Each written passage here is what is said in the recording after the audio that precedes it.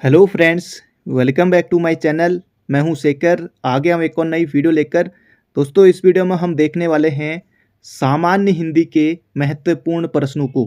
Forest guard की परीक्षा में दोस्तों 20 प्रश्न आने हैं हिंदी के। कनिष्ठ सहायक का दोस्तों थोड़ा सिलेबस अलग था, बाकी पेपर दोस्तों इसका भी ठीक ठाक ही बनेगा, ज़बरदस्त बनेगा फॉरेस्ट गार्ड का भी। तो 9 अप्रैल को दोस्तों परीक्षा आपकी होने वाली है, बिल्कुल तैयार रहिए। जितना समय दोस्तों पढ़ते रहिए। अगर आप कोचिंग जा रहे हैं, ऑनलाइन पढ़ रहे हैं, कहीं से भी पढ़ रहे हैं, इसके अलावा दोस्तों आपको अपनी तरफ से भी खुद दोस्तों मेहनत करनी होगी दोस्तों, तभी सिलेक्शन हो पाएगा। और फॉरेस्ट गार्ड में 2,09,000 अभ्यर्थियों ने आवेदन किया हुआ है। खैर आपको आवेदनों की संख्या को नहीं देखना है, आपको दोस्तों सिर्फ अपनी एक सीट पक्की करनी है। तो पहला प्रश्न है यहाँ पर हमारा हिंदी के यहाँ पर महत्वपूर्ण प्रश्नों को हम देखेंगे। तो पहला प्रश्न है, निम्न में दीर्घ स्वर है। तो दीर्घ स्वर दोस्तों आपसे यहाँ पर पूछा गया है, निम्न में से दीर्घ स्वर है और 4 ऑप्शन आपके सामने हैं। दीर्घ स्वर, अब दोस्तों आपने जैसे पढ़ा होगा कि ह्रस्व स्वर कौन से होते हैं, अ, ई, उ और री, तो ये हमारे होते हैं ह्रस्व स्वर। बाकी और जो होते हैं उसके अलावा जो बचते हैं उन्हें कहते हैं दीर्घ स्वर। जो बाकी जो बचे वो सभी दीर्घ स्वर। लेकिन दोस्तों यहाँ पर देखिए ए भी है, आई भी है और ई भी है, तो इन तीनों में से आप किसे सही उत्तर यहाँ पर टिक करेंगे। मान लीजिए कि एग्जाम परीक्षा में पूछा गया है, हालांकि दोस्तों किसी परीक्षा में प्रश्न पूछा ही गया है, तो आप दोस्तों क्या उत्तर इसमें टिक करेंगे। तो इसका सही उत्तर हो जाएगा दीर्घ स्वर है दोस्तों, ये हो जाएगा ई। अब यहाँ पर दोस्तों आपको ये देखना है कि मूल दीर्घ स्वर, मूल दीर्घ स्वर दोस्तों कितने होते हैं। तो ये दोस्तों होते हैं हमारे 3। कौन कौन से, एक दोस्तों हो जाएगा आ, और एक ई, और एक ये बड़ा ऊ। तो ये दोस्तों हमारे 3 जो हैं ये मूल दीर्घ स्वर हैं। तो ये आपको याद रखना है। जो यहाँ पर ए है, आई है और ओ और औ, दोस्तों ये होते हैं हमारे संयुक्त स्वर। संयुक्त स्वर होते हैं, इसलिए दोस्तों आपको इनको उत्तर नहीं करना है। तो इसका सही उत्तर हो जाएगा ऑप्शन नंबर डी। अगला प्रश्न है, संज्ञा की द्विरुक्ति हो तो उनके बीच कौन सा चिन्ह रहता है। जैसे दोस्तों मैंने लिखा गांव गांव, अब गांव दोस्तों क्या है, एक संज्ञा है ना, गांव गांव। तो संज्ञा की दोस्तों जब द्विरुक्ति हो तो यहाँ पर देखिए गांव गांव, तो दोस्तों ये कौन सा चिन्ह लगा है, ये दोस्तों लगा है यहाँ पर हमारा योजक चिन्ह। अब योजक चिन्ह दोस्तों थोड़ा छोटा होता है और ये तो ज़्यादा ही बड़ा बन गया, इसे निर्देशक चिन्ह मान लीजिए, और योजक चिन्ह होता है छोटा। कोष्टक चिन्ह इस तरह का होता है। उद्धरण या फिर अवतरण चिन्ह, किसी भी कथन को ज्यों का त्यों उतारने के लिए, दोस्तों उद्धरण चिन्ह थोड़ा गलत बन गया है। एक इस तरह का होता है, इस तरह का होता है, ये होता है इखरा उद्धरण चिन्ह, और ये होता है इस तरह से दोहरा उद्धरण चिन्ह, इसे कहते हैं। तो इसका सही उत्तर हो जाएगा, संज्ञा की द्विरुक्ति हो तो उनके बीच कौन सा चिन्ह लगता है दोस्तों, ये लगता है योजक चिन्ह। अगला प्रश्न है, निम्नलिखित में से निर्देशक चिन्ह कौन सा। दोस्तों निर्देशक चिन्ह यानी कि इसका सही उत्तर हो जाएगा ऑप्शन नंबर ए। बाकी ये जो है ये पूर्ण विराम है, जब दोस्तों वाक्य जहाँ पर हमारा पूरा हो जाता है तो वहाँ पर दोस्तों पूर्ण विराम लगता है। ये प्रश्नवाचक है, ये हमारा अल्प विराम है, तो इसका सही उत्तर हो जाएगा ऑप्शन नंबर ए। दोस्तों विराम चिन्ह भी सिलेबस में है और आयोग दोस्तों प्रश्न यहाँ से पूछते ही आया है, और आगे भी आपको निश्चित रूप से प्रश्न देखने को मिलेंगे ही मिलेंगे। अगला प्रश्न है यहाँ पर हमारा, तो ये प्रश्न हमारा हो गया था निर्देशक चिन्ह वाला। अगला है, आग लगने पर कुआं खोदना, दिए गए विकल्पों में से लोकोक्ति का सही अर्थ बताएं। दोस्तों 1 या 2 प्रश्न आपको मुहावरे एवं लोकोक्ति से भी देखने को मिल सकता है। और अगली बार दोस्तों जैसे फॉरेस्ट गार्ड का पेपर होगा, अलंकार से भी दोस्तों प्रश्न आने वाले हैं, और वर्तनी से भी दोस्तों प्रश्न आएंगे। फिर वर्तनी भी दोस्तों गलत हो जाएगी तो 1 नंबर दोस्तों, क्योंकि देखिए पीसी क्वेश्चन आने हैं, और जैसे इस बार हुआ कनिष्ठ सहायक में कि 1-1 नंबर दोस्तों आपके लिए महत्वपूर्ण है। कैसे भी करके दोस्तों आपको 70 से पार पहुँचना ही पहुँचना है। तो 1-1 नंबर महत्वपूर्ण है। आग लगने पर कुआं खोदना, ऑप्शन आपको पढ़ने हैं। अब दोस्तों इसकी आपको प्रैक्टिस होनी चाहिए मुहावरे लोकोक्ति की, क्योंकि ज़रूरी नहीं है कि जो आपने पढ़ा है, अगर आपने दोस्तों पढ़ा है पहले, ऐसा नहीं है कि जो आपने पढ़ा है वो एग्जाम में आ जाएगा। अगर दोस्तों आप प्रैक्टिस किए रहेंगे, निश्चित रूप से आपको फायदा मिलेगा। प्रश्न जैसा भी आए, आपके दोस्तों समझ के आधार पर आप सही उत्तर पर पहुंच जाएंगे। तो आग लगने पर कुआं खोदना, व्यर्थ भागदौड़ करना, तसल्ली से काम करना, या फिर विपत्ति आ जाने पर उसका निराकरण करना, या फिर विपत्ति आ जाने पर तुरंत उसका समाधान खोजना। अब देखिए दोस्तों सी या डी में से आप किसे उत्तर टिक करेंगे। तो इसका सही उत्तर हो जाएगा, विपत्ति आ जाने पर तुरंत उसका समाधान खोजना, ऑप्शन नंबर डी। आग लगने पर कुआं खोदना, यानी कि दोस्तों एग्जाम आने पर किताब खोलना, तो ये भी आप समझ सकते हैं। तो इसका सही उत्तर हो जाएगा विपत्ति आ जाने पर तुरंत उसका समाधान खोजना। अगला प्रश्न है, अब देखिए दोस्तों ये भी जबरदस्त है, पूछा जा चुका है, यूपीएसआई में प्रश्न पूछा गया था। कागा चला हंस की चाल, अब है जबरदस्त है, फिर लगेगा पेपर टफ है दोस्तों, ऐसे प्रश्न आजकल आ रहे हैं। तो कागा चला हंस की चाल, और यहाँ पर आपको भरना है, लोकोक्ति को पूर्ण करना है। हंस रहन कागा, कागा रहन हंस, हंस चला हंस की चाल, या हंस चला कागा की चाल। तो यहाँ पर दोस्तों आएगा कागा चला हंस की चाल, हंस रहन कागा, कागा यानी कि कौवा। तो इसका सही उत्तर हो जाएगा ऑप्शन नंबर ए। अगला है, अब देखिए दोस्तों जबरदस्त प्रश्न है, एसआई के एग्जाम में आप बैठे हैं, उत्तराखंड सब इंस्पेक्टर के, जबरदस्त प्रश्न है। अब इसका सही अर्थ यहाँ पर आपको बताना है, इस मुहावरे का सही अर्थ यहाँ पर आपको बताना है। खराद पर चढ़ना का अर्थ कौन सा विकल्प है? जबरदस्त प्रश्न है। जांच में आना, शत्रु के आमने सामने आना, या फिर सच्चाई का सामना करना, या फिर कठिनाई में पड़ना। तो इसका सही उत्तर जिन भी अभ्यर्थियों ने अपने मन में सोचा है ऑप्शन नंबर ए, तो आप बिल्कुल सही हैं। और एग्जाम में भी दोस्तों ऐसे प्रश्न आते हैं। खराद पर चढ़ना यानी कि जांच में आना, बोले तो ऑप्शन नंबर ए होगा इसका सटीक उत्तर। अगला प्रश्न, अब ये देखिए दोस्तों, परीक्षा में बिल्कुल ऐसा ही होता है। परीक्षा में कठिन प्रश्नों को देखकर मेरी अकल चकराने लगी, वाह वाह। परीक्षा में कठिन प्रश्नों को देखकर मेरी अकल चकराने लगी, वाक्य में आए मुहावरे का अर्थ कौन सा विकल्प दर्शाता है? शर्मिंदा होना, अनदेखा करना, या गुस्से से भर जाना, या फिर कुछ समझ में ना आना। तो इसका सही उत्तर होगा दोस्तों कुछ समझ में ना आना। कनिष्ठ सहायक के पेपर को देखकर मेरी अकल चकराने लगी, तो इसका सही उत्तर हो जाएगा ऑप्शन नंबर डी, यानी कि कुछ समझ में ना आना, ऑप्शन नंबर डी। अगला प्रश्न है, संज्ञा शब्द कावेरी का भेद क्या है? अब दोस्तों कावेरी कोई जाति तो नहीं है ना, कावेरी भाववाचक भी नहीं है। कावेरी दोस्तों एक नदी है, जैसे यमुना कह सकते हैं, गंगा कह सकते हैं, मंदाकिनी, अलकनंदा। तो कावेरी दोस्तों एक नदी है। नदी होता दोस्तों तब तो जातिवाचक संज्ञा होता, लेकिन यहाँ पर कावेरी है तो ये व्यक्तिवाचक है, स्पेशल है। व्यक्तिवाचक संज्ञा यानी कि ऐसे संज्ञा शब्द जो किसी एक व्यक्ति, वस्तु या स्थान का बोध कराते हैं, उसे दोस्तों हम कहते हैं व्यक्तिवाचक संज्ञा। अगला प्रश्न है, समूहवाचक में समूह का होगा। अगला प्रश्न है, स्पर्श व्यंजन। अब दोस्तों स्पर्श व्यंजन क से लेकर मौ तक होते हैं, है ना। और तो स्पर्श व्यंजन आपको बताना, तो सभी के सभी यहाँ पर जो है स्पर्श व्यंजन है। कंठी यानी कि क वर्ग, तो क वर्ग में सभी आ रहे हैं, तो कंठी भी हैं। महाप्राण, अब महाप्राण में दोस्तों 2 4 आते हैं, और अल्प प्राण में 1 3 5। तो महाप्राण क गया ग गया। अब ये 2 ऑप्शन अघोष, अघोष दोस्तों होते हैं शुरुआत के, 1 और 2 होते हैं अघोष, और 3 4 5 होते हैं, ये होते हैं यहाँ पर हमारे सघोष, या घोष भी इन्हें कहा जाता है। तो इसका सही उत्तर दोस्तों बनेगा ख। अगला प्रश्न है, कंठ तालव्य कौन सा है? जल्दी से यहाँ पर आपको बताना है कंठ तालव्य कौन सा है। दोस्तों ये हो जाएगा कंठ तालव्य, ए और आई हो जाएगा कंठ तालव्य। तो ये आपको याद रखना है। कंठोष्ठी आपसे पूछा जाता है दोस्तों, हो जाएगा ओ औ, तो कंठोष्ठी। तो इसका सही उत्तर जाएगा यहाँ पर हमारा कंठ तालव्य दोस्तों कौन से हैं? ये हैं ए और आई।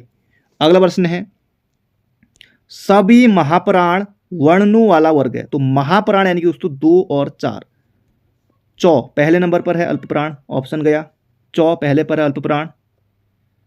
और मौ 5वें पर है, तो ये 1 3 5, तो ये भी नहीं होगा। तो इसका सही उत्तर हो जाएगा ख। ख यानी कि क ख दूसरे पर आया, चौ छ दूसरे पर आया, टौ ठौ ये भी आया दूसरे पर। तो इसका सही उत्तर हो जाएगा ऑप्शन नंबर सी। अगला है, जब एक ध्वनि का द्वित्व हो जाए तब वह क्या कहलाता है? ये यहां पर आपको बताना है। जबरदस्त प्रश्न है, धांसू प्रश्न है। जब एक ध्वनि का द्वित्व हो जाए, देखिए दोस्तों जबरदस्त प्रश्न है। संयुक्त ध्वनियां, पारस्परिक ध्वनियां, संपृक्त ध्वनियां, या युग्मक ध्वनियां। अब दोस्तों ये पेपर में आ जाए प्रश्न, हालांकि पूछा भी गया है परीक्षा में। तो युग्मक ध्वनियां इसका सही उत्तर हो जाएगा। जब एक ध्वनि का द्वित्व हो जाए दोस्तों वहां पर, तब वह क्या कहलाता है? युग्मक ध्वनियां, ये युग्मक ध्वनियां कहलाती है, ऑप्शन नंबर ए। अगला प्रश्न है, दंतोष्ठ ध्वनियां कौन सी है? तो ये प्रश्न कई बार प्रश्न पूछा जा चुका है। दंतोष्ठी, दंतो और ओष्ठी, तो ये हो जाएगा वह हो जाएगा यहाँ पर हमारा दंतोष्ठी। बहुत ज़्यादा महत्वपूर्ण प्रश्न है। और वो दोस्तों य र ल व, ये हमारे दोस्तों अंत्यस्थ व्यंजन में भी आते हैं, य र ल व। और दंतोष्ठ दोस्तों कौन सा है? कई बार ये प्रश्न पूछा जा चुका है विभिन्न परीक्षाओं में। तो दंतोष्ठी हो जाएगा वो। अगला प्रश्न है सभी स्पर्श व्यंजन कौन से, तो क से लेकर दोस्तों मौ तक होते हैं, तो सौ नहीं आएगा, शिखर वाला सौ नहीं आएगा, लौ भी दोस्तों यहाँ पर नहीं आएगा, योर और लव क्योंकि अंत्यस्थ व्यंजन में आएगा। देखिए यहाँ पर भी सौ है, तो इस तरह से आपको ऑप्शन हटाने होते हैं परीक्षा में भी, तो इसका से उत्तर जाएगा ऑप्शन नंबर ए। अगला प्रश्न है अर्ध विवृत स्वर कौन सा है, अर्ध विवृत स्वर कौन सा है दोस्तों, ये यहाँ पर पूछा गया है। अर्ध विवृत दोस्तों ये हो जाएगा ए, हो जाएगा इसका सही उत्तर ऑप्शन नंबर बी। अगला है जिनकी ध्वनि केवल मुख से निकलती है वे हैं, तो जिनकी ध्वनि केवल मुख से, तो इसका सही उत्तर जाएगा निर्नुनासिक स्वर उन्हें कहते हैं। जिनकी ध्वनि केवल मुख से निकलती है दोस्तों उन्हें कहते हैं निर्नुनासिक स्वर। अगला प्रश्न है अंत्यस्थ और ऊष्म वर्ण कितने होते हैं दोस्तों, चार होते हैं अंत्यस्थ, कौन कौन से, य र ल व, और चार होते हैं उसमें सौ और हो दोस्तों, ये चार होते हैं यहाँ पर हमारे, यानी कि 8 हो गए टोटल, तो इसका से उत्तर जाएगा 8 होते हैं। अगला प्रश्न है रॉ। अब रॉ दोस्तों आपको बताना है, इसका विवरण है। अब दोस्तों इसमें देखिए एक ट्रिक है जो बिल्कुल सीधे आप इसका उत्तर पहचान पाएंगे यहाँ पर। अब देखिए वत्स्य जो है ये सब में है, तो ये तो सभी में है। अब पार्श्विक दोस्तों होता है लौ, तो ये तो गया हमारा ऑप्शन। अब रॉ दोस्तों ये स्पर्श में भी नहीं आता है ना, और रॉ दोस्तों होता है लुंठित, तो एक ही ऑप्शन है जिसके अनुसार दोस्तों आप सही उत्तर पर पहुंच सकते हैं, तो वत्स्य हो जाएगा लुंठित रॉ। तो लुंठित दोस्तों कौन सा होता है, लुंठित बोले या परकंपित भी दोस्तों इसे बोला जाता है रॉ को, तो लुंठित परकंपित या एक ही बात है। सघोष अल्प प्राण है, बिल्कुल है, तो इसका सही उत्तर जाएगा ऑप्शन नंबर ए। अगला प्रश्न है काकल्य वर्ण कौन सा है, जबरदस्त प्रश्न है। काकल्य वर्ण कौन सा है दोस्तों, बिल्कुल छपेगा प्रश्न एग्जाम में। काकल्य वर्ण दोस्तों ये हो जाएगा ह, ऑप्शन नंबर सी हो जाएगा इसका सही उत्तर। अगला प्रश्न है यहाँ पर हमारा य का उच्चारण स्थान है, जबरदस्त प्रश्न है। य का उच्चारण स्थान है दोस्तों ईस यज्ञ और बाकी चौ वर्ग, चौ छौ जो, तो ये आएगा हमारा तालु में, तो इसका सही उत्तर हो जाएगा यहाँ पर हमारा ऑप्शन नंबर ए हो जाएगा। य का उच्चारण स्थान दोस्तों ये हो जाएगा तालु से होता है, तो बिल्कुल याद रखेगा ऑप्शन नंबर ए। अगला प्रश्न है यहाँ पर हमारा बुरे के अर्थ में प्रयुक्त होने वाला बद उपसर्ग किस भाषा का है, ये यहाँ पर आपको बताना है। बुरे के अर्थ में प्रयुक्त होने वाला बद उपसर्ग दोस्तों बद, अब बद आपको हिंदी का लगा, कई अभ्यर्थियों को लग भी सकता है, तो अंग्रेजी तो नहीं लगेगा, ना ही संस्कृत है, हिंदी भी नहीं है, तो बद दोस्तों जो उपसर्ग है ये उर्दू फारसी का उपसर्ग है, तो इसका सही उत्तर हो जाएगा यहाँ पर हमारा ऑप्शन नंबर बी, बुरे के अर्थ में, यानी कि बद, बदौलत, बदनामी। अगला प्रश्न है यहाँ पर हमारा आहट, आवट, आस आदि किस प्रकार के तद्धित प्रत्यय हैं, तो ये दोस्तों यहाँ पर आपको बताना है तद्धित प्रत्यय और कृदंत प्रत्यय। दोस्तों यहाँ से प्रश्न पूछा जाता है, तो आहट घबराहट है ना, आहट घबराहट, आवट आस दोस्तों ये भाववाचक, तो इसका सही उत्तर जाएगा भाववाचक, ये तद्धित प्रत्यय हैं। ऑप्शन नंबर ए हो जाएगा यहाँ पर हमारा बिल्कुल सटीक उत्तर। अगला प्रश्न है यहाँ पर हमारा, अब दोस्तों यहाँ पर जो ये सभी प्रश्न हैं ये दोस्तों 2020 में 16 फरवरी को फॉरेस्ट गार्ड की परीक्षा हुई थी, उसमें ये प्रश्न पूछे जा चुके हैं। ये हिंदी के 20 प्रश्न। छात्र ने परिश्रम नहीं किया इसलिए वह अनुत्तीर्ण हो गया, तो आपको इसलिए पहचानना है और पहचानना है, या तो जहां पर भी आपको ये दिखाई दे तो आप सीधे उत्तर टिक कर सकते हैं संयुक्त वाक्य। ऑप्शन नंबर सी होगा इसका सही उत्तर। छात्र ने परिश्रम नहीं किया इसलिए वो अनुत्तीर्ण हो गया, तो जाहिर सी बात है कि तो परिश्रम नहीं किया तो उत्तीर्ण हो गया, तो ऑप्शन नंबर सी। अगला प्रश्न है, जब ये प्रश्न पिछली बार पूछा गया, आपको दोस्तों जो 22 भाषाएं हमारे संविधान की 8वीं अनुसूची में शामिल हैं उनमें से कौन सी भाषा शामिल नहीं है, प्रश्न इस तरह से अक्सर आता है। और इसी तरह से दोस्तों ये प्रश्न भी पूछा गया था, अंडमान निकोबार में शासन और शिक्षा की भाषा है, तो कई अभ्यर्थियों ने पिछली बार बंगाली टिक कर दिया, कईयों ने अंडमानी निकोबारी, और जो पढ़ने वाले थे जिन्होंने पढ़ रखा था उन्होंने किया था हिंदी, तो इसका सही उत्तर जाएगा अंडमान निकोबार में शासन और शिक्षा की दोस्तों भाषा है ये है हिंदी। अगला प्रश्न है दोस्तों वर्तनी से प्रश्न जरूर से आएगा, 4 वहां पर होंगे निम्न में से किसकी वर्तनी शुद्ध नहीं है? तो 3 की शुद्ध रहेगी, 1 की अशुद्ध रहेगी, बाकी 4 ऑप्शन होंगे, जबरदस्त होंगे, धांसू होंगे। तो वर्तनी भी आपको इस बार देख के जाना है, हो सकता है प्रश्न आ जाए वर्तनी से। तो वर्तनी की दृष्टि से शुद्ध शब्द दोस्तों उज्जवल, तो ये हो जाएगा, नहीं ये वाला गलत है, ऑप्शन नंबर सी होगा इसका सही उत्तर। अगर इसका संधि विच्छेद करेंगे तो उत धन ज्वल, और संधि कौन सी बनेगी? तो हलंता आ गया, तो यहाँ पर हमारी व्यंजन संधि इसमें हो जाएगी। अगला प्रश्न दोस्तों यहाँ पर हमारा, अर्ध सरकारी पत्र के प्रारूप में प्रेषक का नाम एवं पदनाम होता है। तो प्रेषक का नाम और पदनाम दोस्तों आपने देखा होगा इस साइड होता है, यानी कि ये बाईं तरफ हो गया और शीर्ष पर हो गया। तो इसका सही उत्तर हो जाएगा यहाँ पर हमारा ऑप्शन नंबर सी। दोस्तों जबरदस्त ऑप्शन है, गलती हो सकती है, तो इसलिए आपको ध्यान से करना है। अगला प्रश्न है, ईमेल किस जनसंचार माध्यम के अंतर्गत आता है? अब ये आपने पढ़ा हो ना पढ़ा हो, सीधे एग्जाम में जाइए और सीधे ऐसे प्रश्न आते हैं, कई बार आते हैं, तो ये सही हो जाते हैं। तो ईमेल आपको पता है कि मुद्रण तो आप करेंगे नहीं, है ना, मुद्रण नहीं करेंगे। श्रव्य यानी कि दोस्तों ईमेल को आप सुन सकते हैं, ऐसा नहीं है ना, क्योंकि ये रेडियो नहीं है, टेलीविजन नहीं है। टेलीविजन तो खैर इससे देख भी सकते हैं, सुन भी सकते हैं। तो परंपरागत भी दोस्तों ये आ जाएगा, इसका सही उत्तर हो जाएगा यहाँ पर हमारा जो ईमेल है ये आधुनिक दृश्य माध्यम में आएगा, ऑप्शन नंबर डी। अगला प्रश्न है, संबंधवाचक संज्ञा विशेषण का उदाहरण। संबंध, अब संबंध दोस्तों किसमें है? मौसेरा भाई, चचेरा भाई, ममेरा, फुपेरा, जो भी है। तो मौसेरा भाई दोस्तों इसका सही उत्तर हो जाएगा, संबंधवाचक संज्ञा विशेषण का उदाहरण है। अगला प्रश्न है, जो शब्द लिंग, वचन तथा काल के अनुसार नहीं बदलते, अब नहीं बदलते कहा गया है, तब दोस्तों हो जाएगा अविकारी। अगर यहां पर रहता बदलते हैं तो दोस्तों विकारी। तो लिंग, वचन तथा काल के अनुसार नहीं बदलते तो दोस्तों ये हो जाएगा अविकारी, और बदलते हैं तो विकारी। और विकारी और अविकारी दोस्तों ये कुल मिलाकर होते हैं 8, यानी कि 4 होते हैं विकारी और 4 होते हैं अविकारी। अब कौन कौन से? संज्ञा, सर्वनाम, विशेषण और क्रिया, तो ये तो आते हैं हमारे विकारी में। और क्रिया विशेषण, संबंध बोधक, समुच्चय बोधक और विस्मयादि बोधक, दोस्तों ये सभी आते हैं विस्मय बोधक, अव्यय दोस्तों ये सभी आते हैं किसमें? अविकारी में। रूढ़ शब्द दोस्तों जिसका विभाजन नहीं कर सकते हैं, तो इसका सही उत्तर हो जाएगा ऑप्शन नंबर बी। अगला है कुश धन आसन, तो कुश यहां पर भी दोस्तों अ है और यहां पर भी आ है, और आ दोस्तों ये बनेगा आ, यानी कि दोस्तों ये हो जाएगा दीर्घ संधि हो जाएगा, इसका सही उत्तर ऑप्शन नंबर ए। नीलिमा शब्द में प्रयुक्त प्रत्यय है, दोस्तों कनिष्ठ सहायक में भी जबरदस्त पूछा गया था, बहुत से बच्चों का वो प्रश्न गलत हुआ है। नीलिमा, तो नीलिमा नीलिमा नीलिमा दोस्तों इसका सही उत्तर हो जाएगा, इसमें इमा प्रत्यय है नीलिमा में, ऑप्शन नंबर ए। प्रत्यय दोस्तों शब्द के अंत में लगते हैं और प्रत्यय का अपना कोई अर्थ नहीं होता है, उपसर्ग का जो है अपना अर्थ होता है। अगला प्रश्न है, अब ये विलोम है, देखिए इसमें भी बहुत से बच्चे यहाँ पर गलती करेंगे, पर आपको गलती नहीं करनी है। देखिए दोस्तों पूर्ववर्ती का कई अभ्यर्थी लगाएंगे पश्चिमवर्ती, कई लगाएंगे दक्षिणवर्ती, पर आपको लगाना है उत्तरवर्ती, नहीं लगाना है, ऑप्शन नंबर डी। इसका दोस्तों सही उत्तर होगा पूर्ववर्ती का दोस्तों विलोम होता है, परवर्ती दोस्तों होता है, ऑप्शन नंबर सी हो जाएगा इसका बिल्कुल सटीक उत्तर।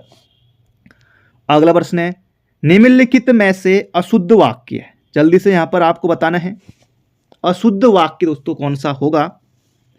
न जाने कितने जीव पैदा होते हैं, बात तो सही है, लेकिन वाक्य में भी अभी तक कोई गलती हमें नहीं मिली। बाघ और बकरी एक घाट पर पानी पीते हैं, लेकिन एक समय में नहीं पीते होंगे, क्योंकि वरना बाघ बकरी को जो है टपका जाएगा। तो ये भी यहाँ पर अभी फिलहाल के लिए शुद्ध है, क्योंकि बाघ और बकरी जो है एक घाट पर पानी पीते हैं। अगर यहाँ पर होता पीती है तो गलत हो सकता था, लेकिन ये शुद्ध है। देश भर में यह बात फैल गई, तो देश भर में यह बात फैल गई। अगला है, वहां बहुत से पशु और पक्षी उड़ते और चरते हुए दिखाई देते हैं। अब देखिए दोस्तों पहले क्या है, पहले है पशु, और पशु दोस्तों उड़ते नहीं हैं। वहां बहुत से पशु और पक्षी उड़ते और चरते, अब दोस्तों पक्षी यहां पर चरेंगे, खैर चरेंगे, लेकिन ये थोड़ा गलत है। देखिए यहां पर वहां बहुत से पशु और पक्षी, पशु दोस्तों उड़ते नहीं है, पक्षी उड़ते हैं, पशु चरते, थोड़ा ये आगे पीछे हुआ, इसलिए यहां पर एक गलती है, ऑप्शन नंबर ए होगा इसका बिल्कुल सटीक उत्तर। अगला है, निम्नलिखित में से क्रिया का सही भेद। अब दोस्तों आपने विकर्मक तो नहीं पढ़ा होगा, सकर्मक पढ़ा है, लेकिन सकर्मक एक ही में है। अकर्मक विकर्मक देखिए, ऑप्शन हटाइए तो सकर्मक और अकर्मक इसका सही उत्तर होगा क्रिया के सही भेद। सकर्मक यानी कि कर्म की आवश्यकता होगी, अकर्मक यानी कि कर्म की आवश्यकता नहीं होगी। अगला प्रश्न है बघेली किस उपभाषा की बोली है? तो Bagheli A B C D तक नहीं जाएंगे। ए यानी कि दोस्तों अवधी, बी यानी कि बघेली, सी यानी कि दोस्तों छत्तीसगढ़ी।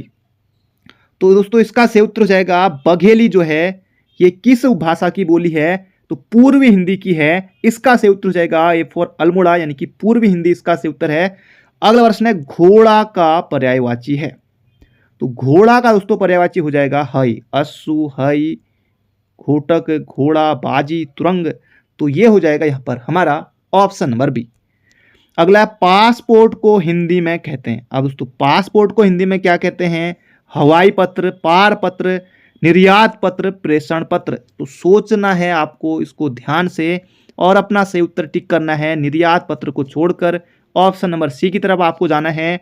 पार पत्र को दोस्तों हिंदी में कहते हैं, सॉरी पासपोर्ट को हिंदी में कहते हैं पार पत्र, बोले तो ऑप्शन नंबर सी। अगला प्रश्न है यहाँ पर हमारा, अब पोर्ट यानी कि दोस्तों पत्र तो सब में लगा है, पास यानी कि पार पत्र, तो इस तरह से आप समझ जाइए। अगला प्रश्न है सूर्यकांत त्रिपाठी निराला ने किस पत्रिका का संपादन किया? दोस्तों निराला ने एसएमएस का किया था, यानी कि समन्वय, मौ से हो गया मतवाला, एस से हो गया सुधा। तो इसका सही उत्तर हो जाएगा मतवाला पत्रिका का सूर्यकांत त्रिपाठी निराला ने किया था। तो ये आपको बिल्कुल याद रखना है, ऑप्शन नंबर ए होगा इसका बिल्कुल सटीक उत्तर। अगला प्रश्न है किसी भी विचाराधीन पत्र अथवा प्रकरण को निपटाने के लिए उस पर राय, मंतव्य तथा आदेश निर्देश दिया जाता है को कहते हैं टिप्पण, कहते हैं टिप्पण। तो ऑप्शन नंबर बी होगा इसका बिल्कुल सटीक उत्तर। अगला प्रश्न है दंतोष्टि ध्वनियां कौन सी हैं? बार बार ये प्रश्न आता है। तो वो और फो दोस्तों ये हमारी दंतोष्टि ध्वनियां हैं, ऑप्शन नंबर डी। अगला प्रश्न है मनोहर श्याम जोशी की सिल्वर वेडिंग कहानी का मुख्य पात्र है। दोस्तों ये एनसीईआरटी में साफ साफ दिया हुआ है और आपने भी पढ़ा होगा उसमें। दोस्तों कौन है सिल्वर वेडिंग कहानी में? यशोधर बाबू है। तो ये आपको याद रखना है मनोहर श्याम जोशी। क्याप और कसब दोस्तों इनके कुमाऊनी उपन्यास हैं, तो ये भी आपको याद रखना है। हम लोग धारावाहिक दोस्तों इन्होंने लिखा था, बहुत सारे धारावाहिक इन्होंने लिखे। तो इसका सही उत्तर हो जाएगा यशोधर बाबू, ऑप्शन नंबर डी। अगला प्रश्न है यहाँ पर हमारा स्रोत भाषा में व्यक्त विचारों को लक्ष्य भाषा में अभिव्यक्त करने की प्रक्रिया को कहते हैं। तो स्रोत भाषा में व्यक्त विचारों को लक्ष्य भाषा में अभिव्यक्त यानी कि अनुवाद करेंगे तो इसका सही उत्तर हो जाएगा ऑप्शन नंबर डी। तो ये थे दोस्तों आज के हमारे हिंदी के महत्वपूर्ण प्रश्न। बाकी मिलते हैं बहुत जल्दी एक नई वीडियो में। बाकी अपने तरफ से पढ़ते रहिए, खूब मेहनत करिए, एग्जाम आपका होने वाला है। तो मिलते हैं बहुत जल्दी एक नई वीडियो में। Thank you friend, thank you so much.